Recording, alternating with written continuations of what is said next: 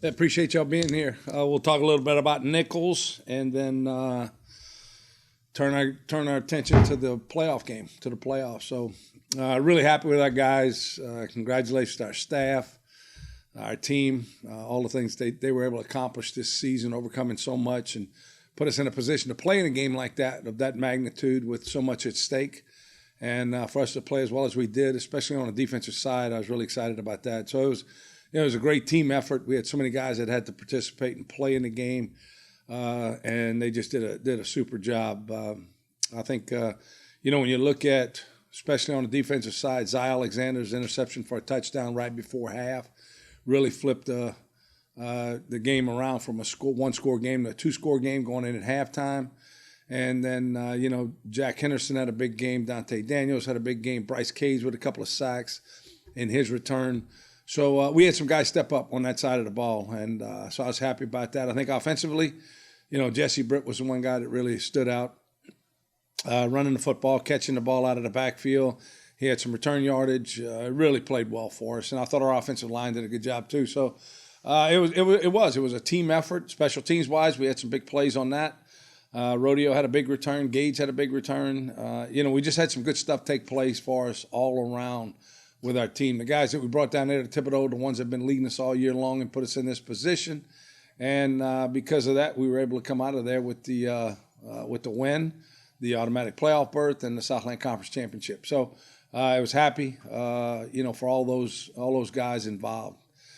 Turning our attention now to Idaho coming in this week. It'll be Saturday. It's Thanksgiving week, so everybody will have a lot of people coming into town. Bring your families to the game. Buy tickets. Let's fill the stadium up. Let's fill up Strawberry Stadium and make it a home field advantage. I think it's going to be so important for the city of Hammond, again, to be able to host another game. I think that's critical, and have the amount of people that will be coming in here seeing us for the first time. So we'll put our best foot forward and welcome all those people coming into town. Idaho, you're looking at a really good football team. Very sound, very well coached. It's a new staff. You can see their imprint and what they've been able to do from week one until now. They started off with 2 FBS games just like us, against Indiana and Washington State, or Washington State, Indiana next.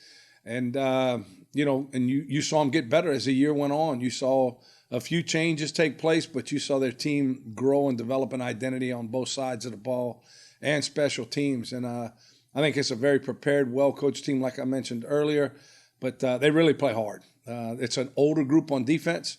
They're very good on defense. They'll give you a lot of opportunities on offense. A little bit younger, but very dynamic, I guess you could say. I think a lot of things go through the quarterback. He's a guy stands back in the pocket but has the ability to run and move around, accurate, takes care of the football.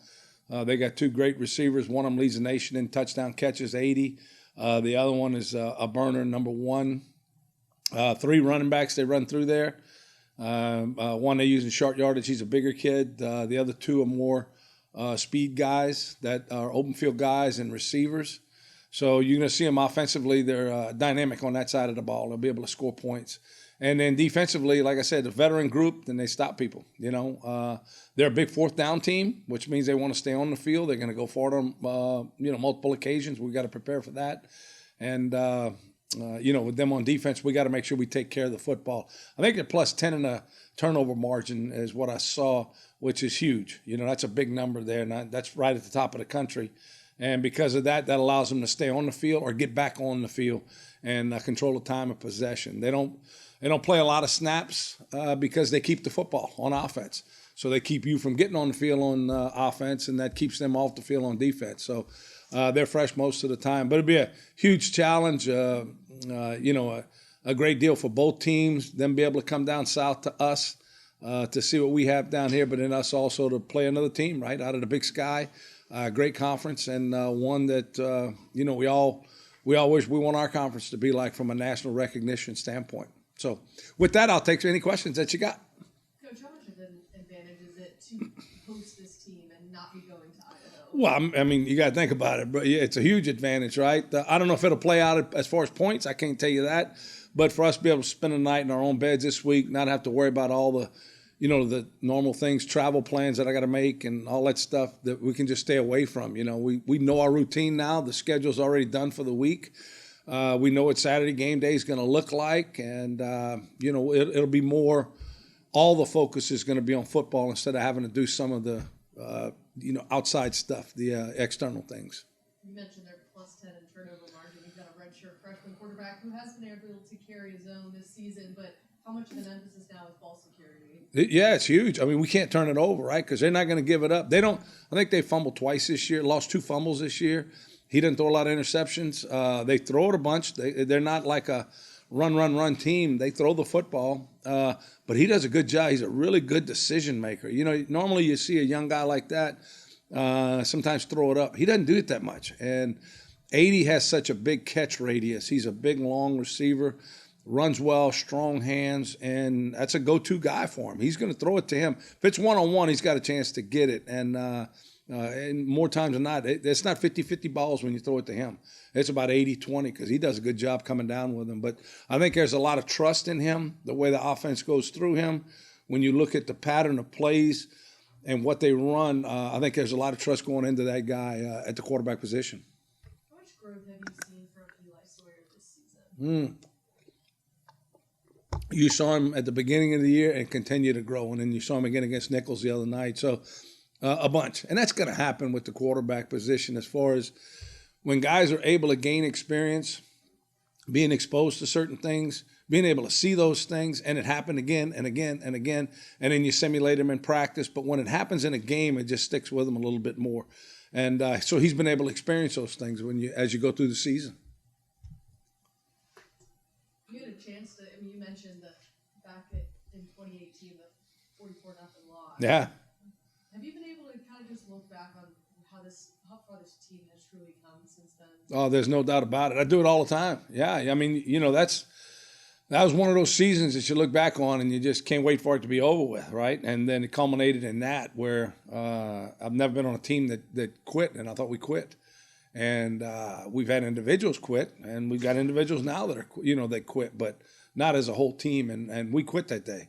So when I look back, I'm really proud of what's been able to be accomplished here in the last 4 seasons and what we've been able to do, once we got through that season. Coach, your 3rd playoff appearance now in the last 4 seasons. What have you learned from the previous 2 experiences that maybe can help into this run? Well, I think it's more of a comfort level that there's not so much unknown. The first year was a lot unknown. Villanova coming in here, meetings, NCAA, all those things. And then now you realize most of the stuff the NCAA wants you to do is a waste of time. And you just got to go about coaching and preparing and getting ready and let other people do that stuff, because it really is. And same thing next year. You got who came in? Who do we beat? Florida. Oh, yeah, Florida A&M last year. So what? Anyway, so Florida A&M came in, same thing. We just grew a little bit more in that. And then now this year we got the same practice plan and everything else. We got a home game, and that's huge. Coach, I don't know if a lot of people realize that the first round is based on the bid. So we've had now 3 home games in this first round. What does that say about our athletic department as far as going out and getting this home game? Yeah, that's huge, right? I think Jay's done a good job. Our athletic director has really done a good job making sure that we got, we get that home game. Look, it's important for the city of Hammond too now. You know what I mean? The university, the exposure that we get, and then the city of Hammond. I mean, we're Hammond, America. And when you look at how the impact, I think, economically on the area, that's why it's so important to get these fans in the stands and support us, because we're supporting the city by bringing these games to town. And when that happens, you get, not only the exposure to people that are coming, but also for future references, guys, people wanting to come in and being exposed to what we have and saying, you know what, that might be a place to go through as I'm passing through South Louisiana. Coach, over the last few weeks, seems Gage Lauderdale's really started to hit it off in the return game. Is that just a confidence issue, or is he starting to see something he wasn't in the beginning part of the season? What have you seen of him the last couple of weeks? No, I think it's the same thing. He was always 1 or 2 blocks away in the return game, and we got him the other night. Blake Robinson was a kid that we just threw in there on kickoff return and had a key block and sprung Gage on that first one. Rodeo had the big return on that one, but I think Gage has always been capable of doing that. I think he's the best returner in our league. And so when you look at some of the things he's been able to do as far as what we're doing with him on offense, which he didn't have a big day on offense the other night, but they had to cover him. There was a lot of things that they did. They had to skew what they were doing, and it opened up for some other areas. So Gage is a weapon, and we'll continue to use him and design stuff to get him the ball.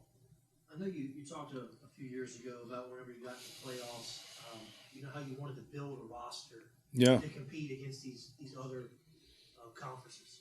And now here we are, a Big Sky team coming in here. So do you feel like this roster is more ready to take on these other conferences than maybe in years past? Well, I think this, Alan, I think the depth of this roster is what's allowed us to be at this point. So a couple of years ago, 3 years ago, 4 years ago, if we'd have had the injury situation that we've had this year, I wouldn't have as much confidence in what we got with the guys that we're playing with. Now, because of the depth that we have on our roster, we're able to put guys out there who can compete at any level, and I think that's what's good. You look at our offensive line, our receiving core, guys stepping up when other guys were stepping back. Same thing on the defensive side of the ball. So we got guys that step up. We get guys that get nicked or get hurt. We got other guys that are stepping up and making plays for us, and I can't say that would have happened 3, 4, 5 years ago. Thanks, Burke. Appreciate it. Thank y'all.